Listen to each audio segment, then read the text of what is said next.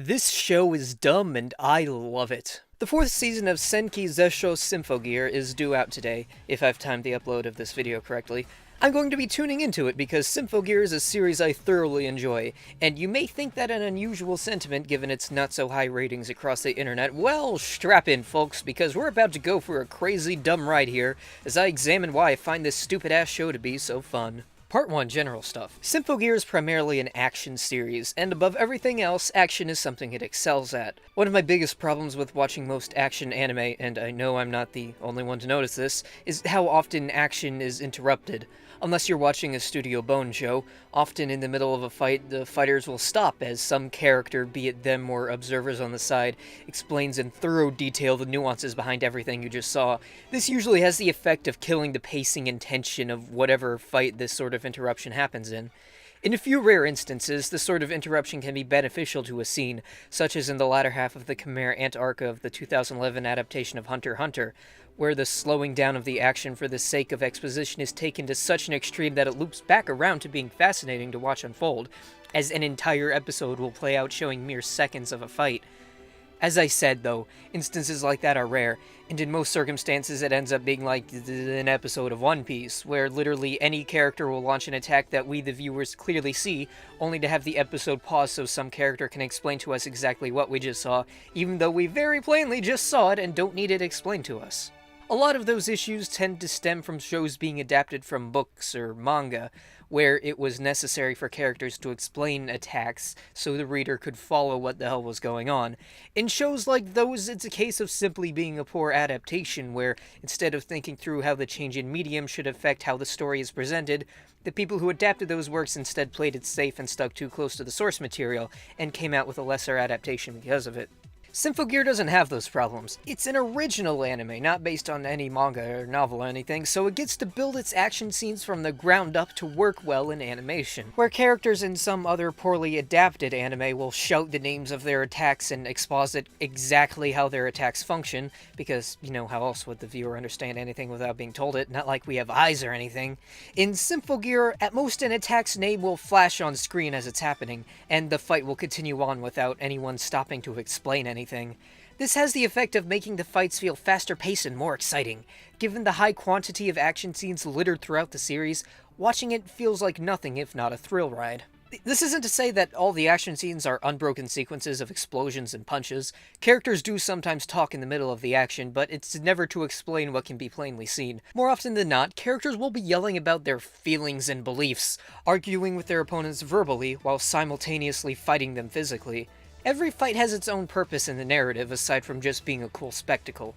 A good example of this is when Tsubasa raises her sword against Hibiki early into Season 1. These two are supposed to be allies, but Tsubasa is still devastated over the death of her friend and partner Kanade 2 years ago. The loss shook her so much that she believes she has to fight alone, because anyone who tries to fight with her, who isn't even as strong as her or Kanade, will just die, and she doesn't want that. She also has reason to be angry with Hibiki, who, in her naive optimism and excitement over gaining powers and being able to fight to save people alongside Tsubasa, said she'll try to take Kanade's place, which is something Tsubasa could never accept. But Hibiki's also the kind of person who doesn't want to fight if she can help it, and always tries to defuse the situation.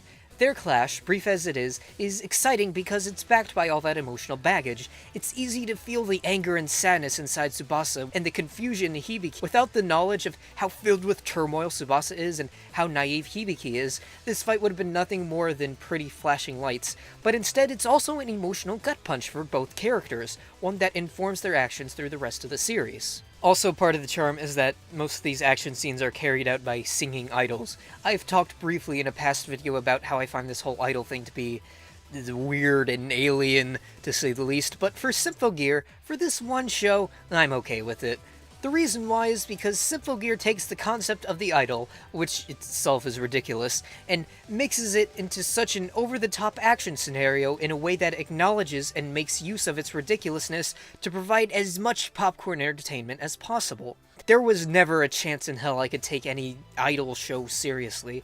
So that the show ran with its inherent ridiculousness and had idols singing while also fighting all sorts of monsters made the whole thing turn in on itself and become enjoyable for its insanity. In summary, the series delivers on a bunch of cool action scenes, most of which are made more engaging both by how crazy everything around them is and how invested the characters are in their stakes. Of course, the latter half of that point would be mute if the characters weren't to my liking. Thankfully, I do enjoy most of them. I wouldn't say any of them are particularly deep or nuanced, rather they're all hyperbolized, extreme examples of their character archetypes. They're completely over the top, always yelling about their emotions and fighting in the most ridiculous outfits, but that's exactly why I like them. Admittedly, I'm having trouble here generalizing why I like this whole cast because they're all their own unique sort of charming ridiculous, so I'm just gonna focus on the main character, Hibiki. Hibiki has one of the greatest yells of any fictional character.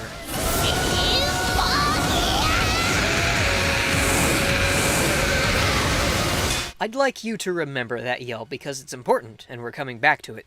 Hibiki is an interesting character from the opening scene of Season 1, but that opening scene is part of my Season 1 discussion, so we'll also get back to that later. Aside from that scene, though, Episode 1 does a lot to establish Hibiki as an interesting character whose motivations for fighting are easy to empathize with.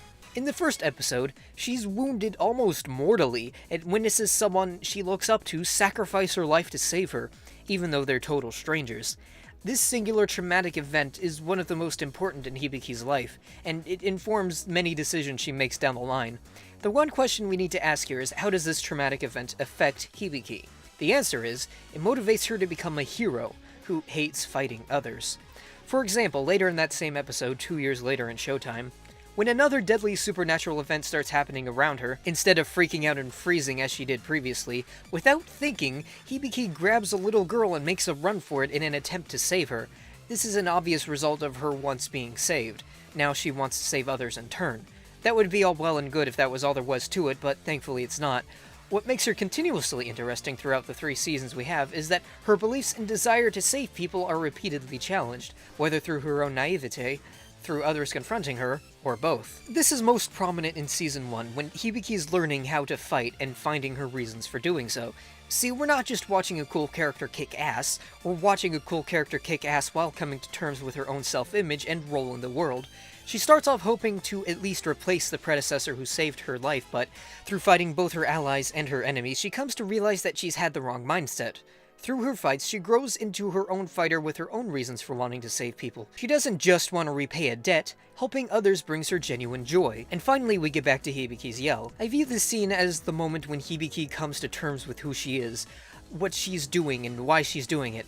It's her ultimate declaration of self. It's the payoff for every moment of self-doubt and pain that led up to this point, and Hibiki lets it all out in one blood-curdling yell that is nothing if not a crowning moment of awesome. And on top of all that, even outside the fighting and all, Hibiki's a fun character to be around. She's the kind of person who always tries to put on a smile even when she's having a bad time. She's optimistic about everything, jokes and laughs a lot with her friends, and is probably a little too easy to play a prank on because of how trusting she is to those she cares about. She doesn't always know the best thing to do or say in any given situation, but she's sure as hell determined to try, and if you aren't already her friend, you'll become one in the process.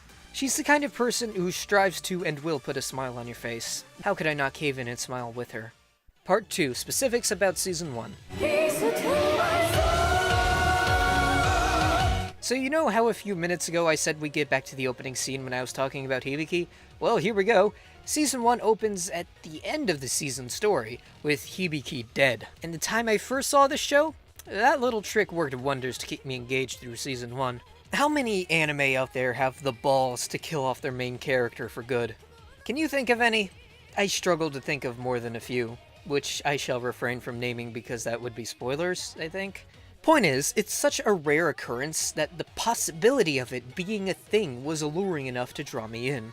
Of course, I was genre savvy enough going in to feel fairly certain that the show wasn't actually going to kill off Hibiki, and when that guess turned out to be the correct one at the end of the season, since I had called it, it wasn't terribly disappointing. What matters was I couldn't be 100% certain that Hibiki would survive, and that uncertainty made me all the more curious about how the show's events would play out. It got me more invested in Hibiki's character, and got me wondering what the ramifications of her death would be. In the grand scheme of things, it was a small detail, but it was one that gave the show its own identity and successfully hooked me in, like the sucker I am. I do have to concede that the show not committing to killing off Hibiki does make the first season less interesting upon rewatch, and in general. Without the possibility of impending doom hanging over everyone's head the whole time, armed with the knowledge that almost everyone will emerge okay, the show does lose some tension. But in return, we get at least 4 more seasons of a show with a main character I thoroughly enjoy watching, so I can't complain too much. One thing that's not too easy to forgive, however, is Season 1's visuals. It's a bit difficult to put into words, so we're going to have to do some comparisons to get the point across. The series' visual fidelity greatly improves in following seasons, and by comparing scenes from each we can see what Season 1 seems to be missing. Season 1's visuals are lacking in some details and depth that are present in later seasons. Check out this scene from the opening of Season 2, and how Hibiki is viewed in a darker light that still has room for shading and more vibrant coloring, and stack it up against any comparable scene from Season 1, and you can see how Season 1 looks lacking and dull in comparison. For what Season 1 lacks in the visual department, it makes up for a narrative thrust. The first episode not only sets up the viewer to believe that its main character is doomed from the start, but it kills off another character that it had set up not only as likable but important to both the plot and other main characters. This event both traumatizes the other main characters and serves as a hook for the viewer. I was sure as hell not expecting this death when I first watched the show, so when I saw it, I was made to want to find out what the consequences of this death would be. In the span of one episode, simply by setting up a likable character with connections to other characters and plot points, and by removing her from the equation, thus sparking who knows how many ramifications, the show has successfully engaged me. Part 3. Specifics about Season 2.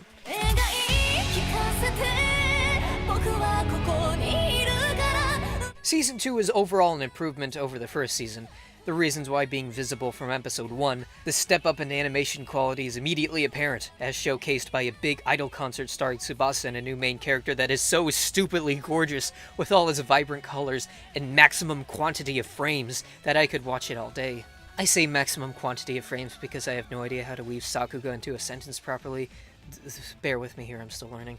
The new season has a bunch of new characters, including some pretty cool new fighters, and Dr. Vare.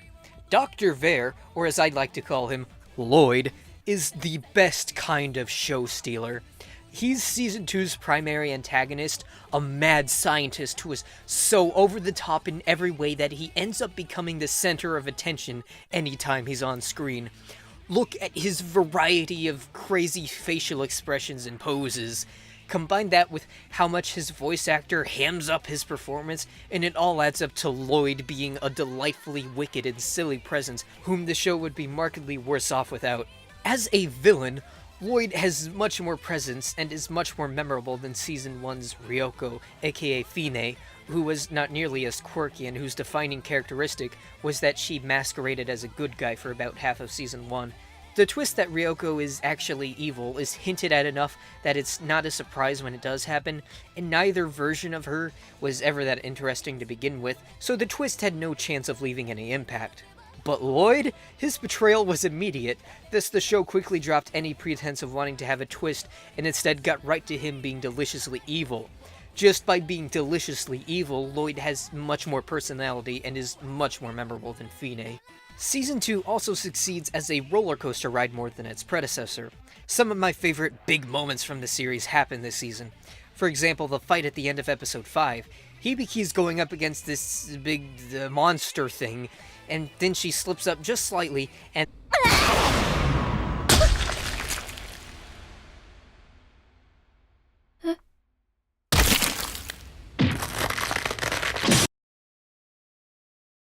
not only did that work as an effective cliffhanger because, of course, I need to see how that plays out, but also it worked as a moment of pure adrenaline that made me go, oh shit! This was the show raising the stakes. Characters had been hurt and even died before, but up until this point, there had not been much in the way of blood or seeing characters in physical pain. This moment was a first for the show, and therefore a surprise. A visceral moment of pure agony that got my blood pumping and eyes glued to the screen, ready to see what happens next, and further enamoring me with Hibiki. Basically cool shit. Part 4. Specifics about Season 3. Season 3 is a lot like Season 2, but with less Lloyd. And, that's about it, actually. Not much to say. There was a giant doll woman thing that, chopped a submarine in half. That was cool. Conclusion. Watch Season 4. The general unifying point behind everything I just talked about is as follows. Yes, Symphogear is dumb. It's really dumb. But it's sincere in its stupidity. And so much fun to watch on a moment-to-moment basis that I can't help but be entertained. It's not the deepest media I've ever consumed, but nevertheless, I love it. Season 4 starts airing today, and you can bet your ass that I'll be watching it. Or maybe I'll wait until it's finished airing and then watch it all at once, but either way, I'll be watching it, and so should you. Thanks for sitting through my rambling about a dumb action cartoon. There's more where this came from on its way, so stick around if you want to see that. If you have any thoughts to share, leave a comment. Believe it or not, I do get a kick out of those. I'll see you later.